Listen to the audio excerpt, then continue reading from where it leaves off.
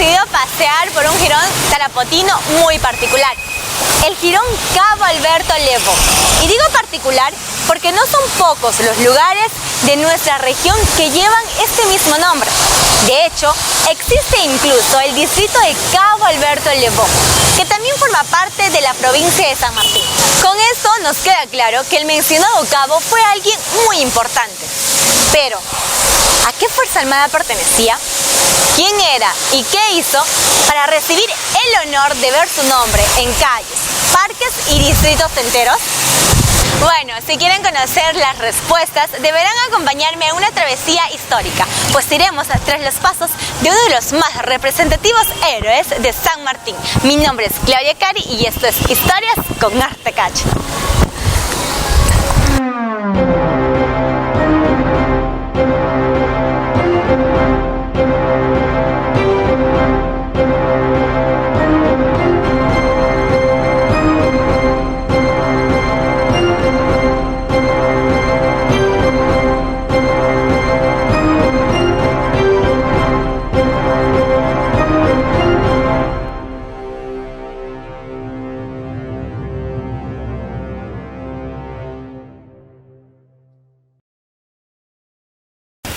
Hablar de Cabo Alberto Levó es hablar de un héroe tarapotino en todo el sentido de la palabra.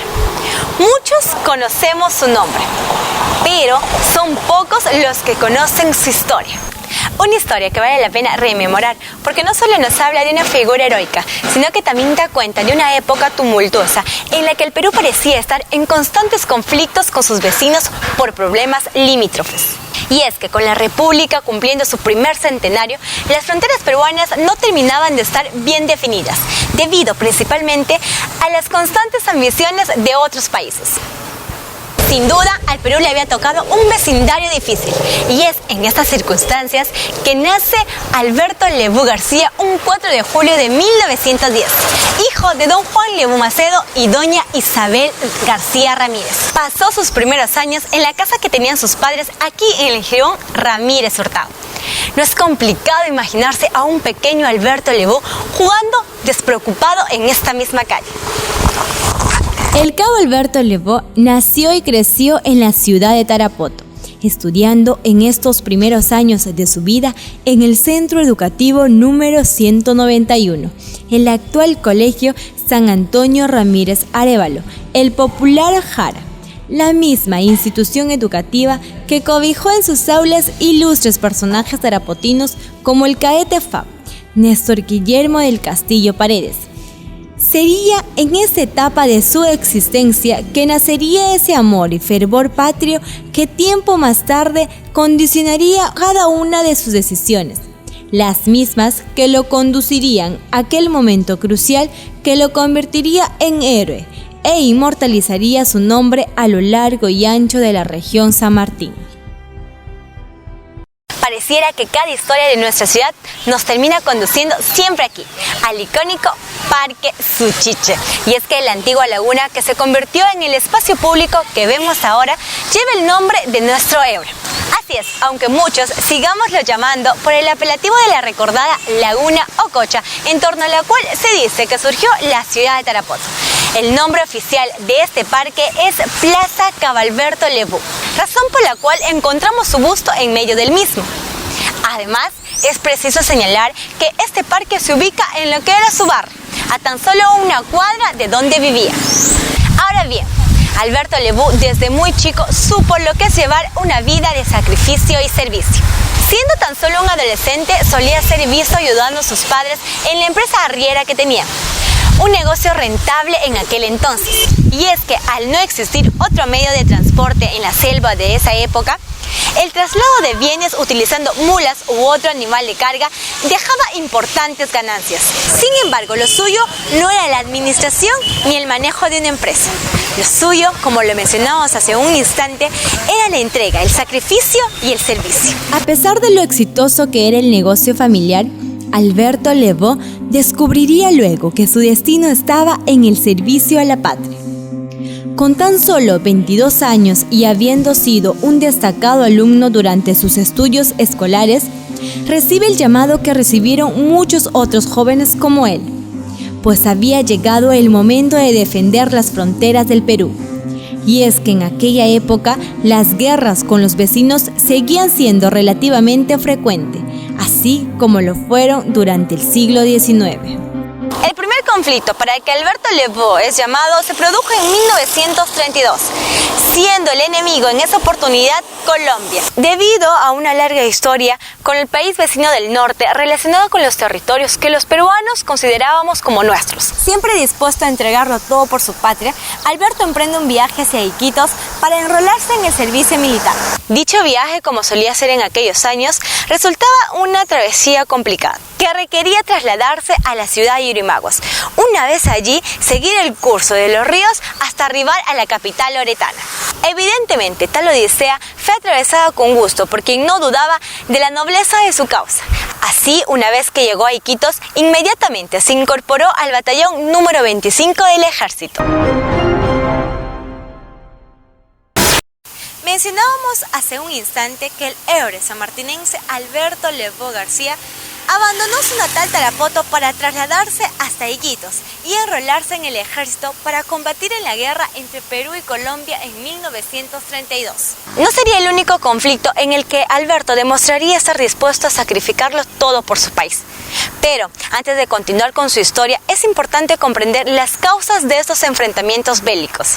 Más aún, si consideramos que muchos amazónicos, varios de ellos procedentes de nuestra región, participaron en los mismos y perdieron la vida en combate.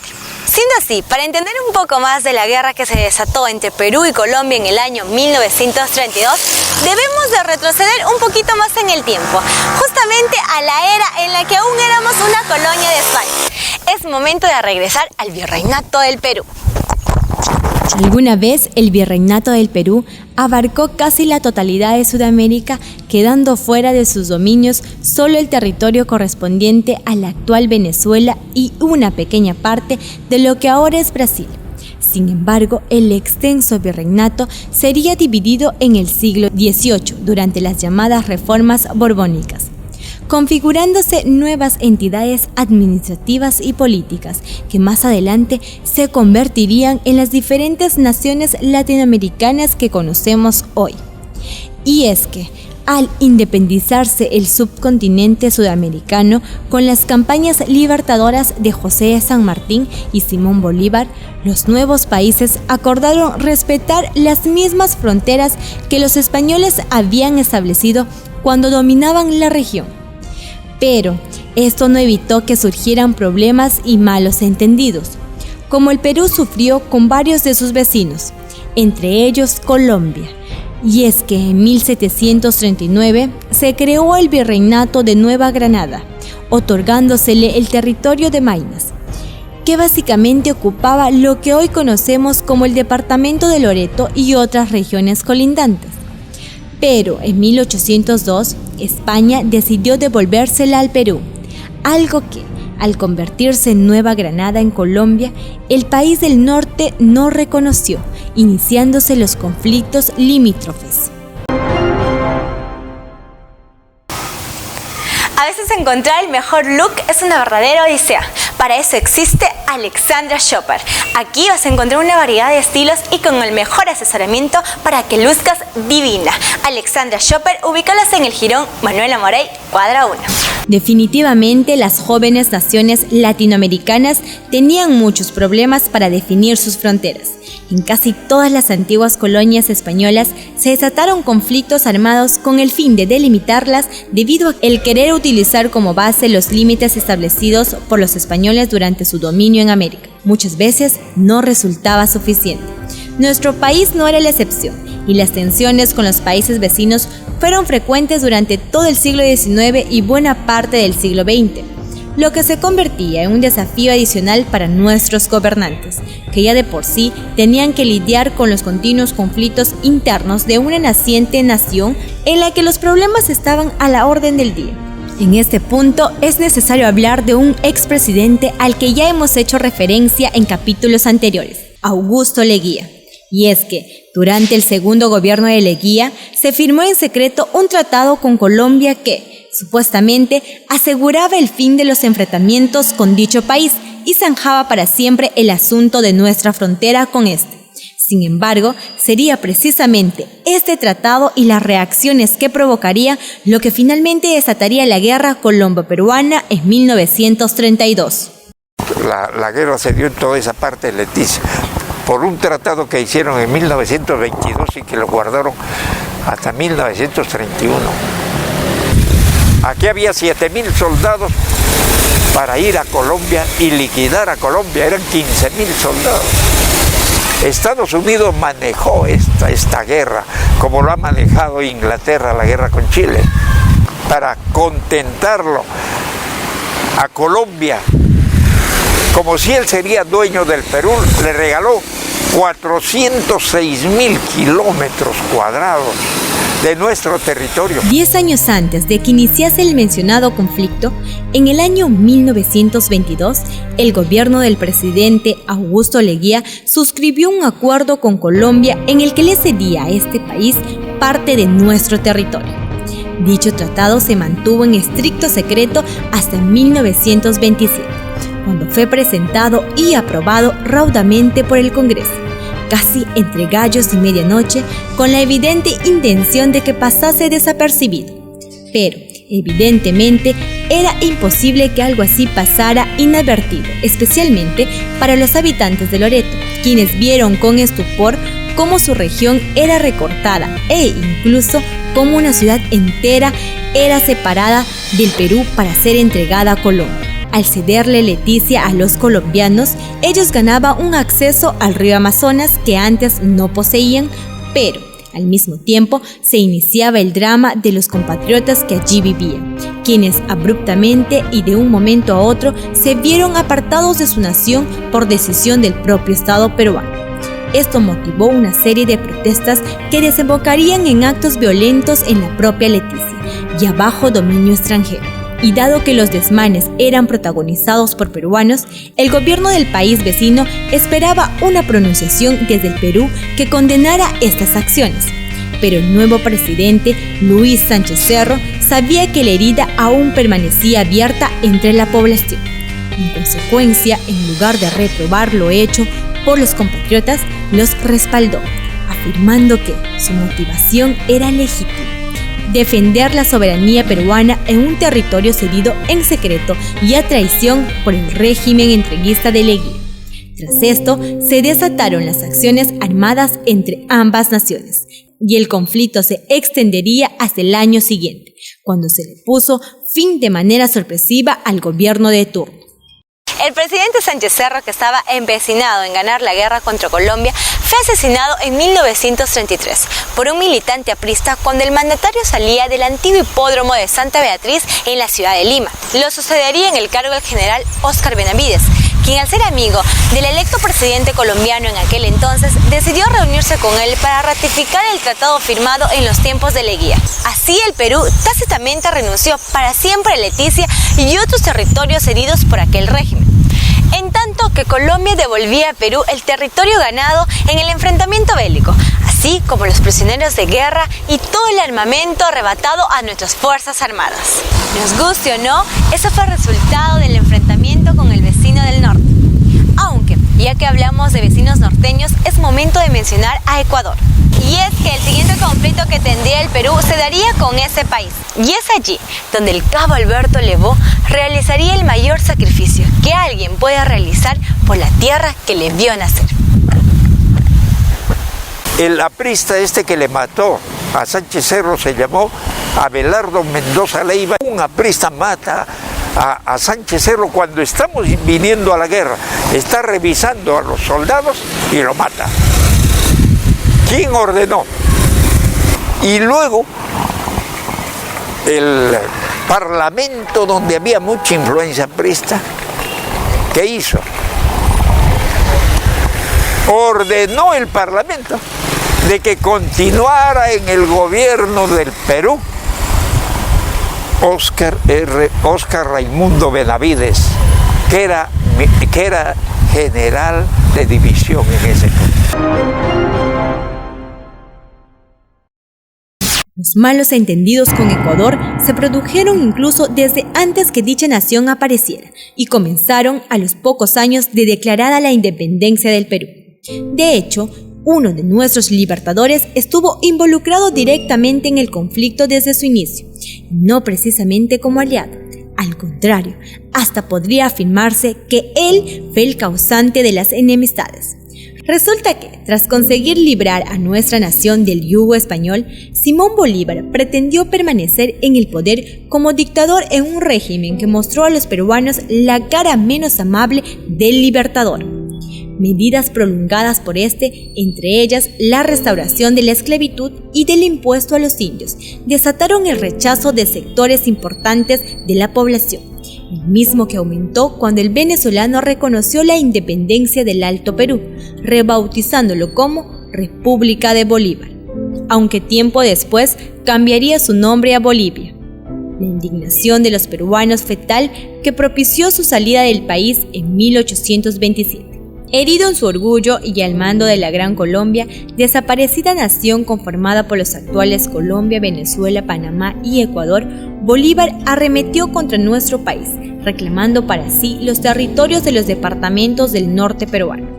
Así, al año siguiente estalló la llamada Guerra Gran Colombo Peruana, que, sin embargo, no cambiaría nada, pues la victoria naval del Perú conminó a la Gran Colombia a abandonar temporalmente sus pretensiones.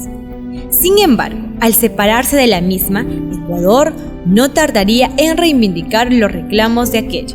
Las guerras que provocarían estos cobrarían la vida de muchísimos peruanos en varias oportunidades, incluyendo la del héroe sanmartinense el cabo Alberto Leboe García. Alberto Leboe, tras su experiencia en el ejército, estaba más convencido que nunca de que su vocación era el servicio armado. Tal motivo, en el año de 1938, viaja a la ciudad de Lima y postula a la Escuela de la Guardia Civil, logrando ingresar de inmediato. Probablemente los que son muy jóvenes no tengan en su memoria la imagen de la benemérita Guardia Civil del Perú. Sin embargo, por muchísimo tiempo en el Perú existieron 3 instituciones policiales: la Guardia Republicana, encargada de velar por la seguridad de los edificios públicos y las fronteras; la Guardia Civil, responsable de salvaguardar el orden público; y la Policía de Investigaciones, más conocida como la PIP, que, como su nombre lo indica, se encargaba de la investigación de los delitos y estaba conformada por detectives. Las 3 fueron disueltas y fusionadas, o integradas si se quiere, en la actual Policía Nacional en el año de 1988, durante el primer gobierno de Alan García. Siendo así, y si lo ponemos en términos actuales, Alberto Leboe ingresó a la policía y daría su vida como un orgulloso miembro de la misma al producirse un nuevo enfrentamiento con el Ecuador.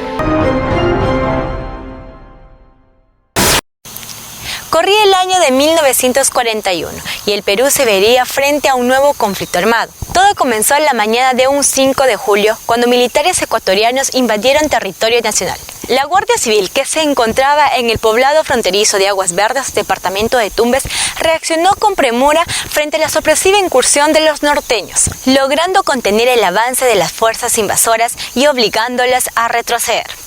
En respuesta a tamaña agresión, la mañana del día siguiente, la aviación militar de nuestro país atacó varios puestos fronterizos ecuatorianos, desatando la guerra. La respuesta está vinculada al conflicto con Colombia que mencionábamos hace unos momentos, y es que, queda claro, más de un país ambicionaba el inmenso territorio en medio de la selva amazónica que poseía el Perú. La justificación de Ecuador para reclamar territorios que tradicionalmente le habían pertenecido al Perú eran prácticamente los mismos que había esgrimido Colombia tiempo atrás. Pero los enfrentamientos armados con los ecuatorianos fueron muchísimos más frecuentes y recién encontrarían un final definitivo poco antes de que diera inicio el siglo XXI. En 1858, 1941, 1981 y 1995 se dieron las más álgidas agresiones entre estas naciones latinoamericanas, siendo muy recordadas las del 41 y el 95, por lo que significó para sus poblaciones, en especial para las que se ubicaban cerca a la frontera. campaña militar de 1941 también. Y aquí está los que participaron en la guerra con el Ecuador. El Perú no le hizo la guerra, ellos invadieron y Perú respondió. La Guardia Civil tuvo una participación destacada en la guerra entre Perú y Ecuador en 1941. Así, el 22 de marzo de ese mismo año, Alberto Leboe arriba a la zona del conflicto, siendo asignado a El Caucho, compañía perteneciente al Batallón de Infantería número 19 del Ejército Peruano, que se encontraba en aquel entonces al mando del capitán Cristóbal Rubio. La misión de dicha compañía era recuperar una meseta ocupada por los ecuatorianos. Tan solo un día después dio inicio la operación militar, encargándosele a los efectivos de la Guardia Civil presentes la misión de emprender un ataque frontal. De esta manera y en cumplimiento de la labor encomendada, Alberto Leboe, con total coraje y valentía, se lanzó a la conquista de una trinchera del adversario, siendo abatido por una bala enemiga en el trayecto. Una bala que acabaría con la vida del héroe, pero daría inicio a un legado de honor y lealtad, a una patria a la que demostró amar hasta su último respiro. Alberto Leboe daría su vida por el Perú durante la guerra con el Ecuador de 1941, al igual que muchos peruanos procedentes de distintas zonas del país, especialmente de las regiones selváticas, las cuales resultaron muy próximas al área del conflicto y eran, además, ambicionadas por el adversario. No obstante, Leboe y otros valientes dejaron en claro la absoluta lealtad de los amazónicos a la nación peruana. Según se sabe, los restos de Alberto Leboe, tras recibir los honores de sus compañeros de armas, fueron cubiertos con el pabellón nacional, trasladándolos luego a Tumbes, siendo sepultados en el cementerio general de la mencionada ciudad. Pero, a pesar de que fue depositado lejos de su tierra natal, aquí se le recuerda constantemente por el inmenso heroísmo que demostró. Sin embargo, es importante destacar que Alberto Leboe no fue el único sanmartinense que dio su vida por defender el territorio nacional. Lamentablemente, no sería la última vez que el país demandaría el máximo sacrificio a los sanmartinenses. Hace relativamente poco, en la década de los 90, estalló un nuevo conflicto con el vecino del norte, dejando a muchos de nuestros paisanos sin hijos o huérfanos. La historia nos demuestra entonces que la Amazonía siempre se ha puesto de pie para defender la soberanía del Perú y muchas veces ha sufrido también los estragos de la guerra. Ahora que vivimos en tiempos de paz, debemos de valorar lo que han hecho quienes nos precedieron para no volver a vivir lo que ellos tuvieron que afrontar. Y, por el contrario, hacer los esfuerzos suficientes para que sus sacrificios no sean en vano y nos permitan construir un mejor mañana para nosotros y para quienes vienen después de nosotros.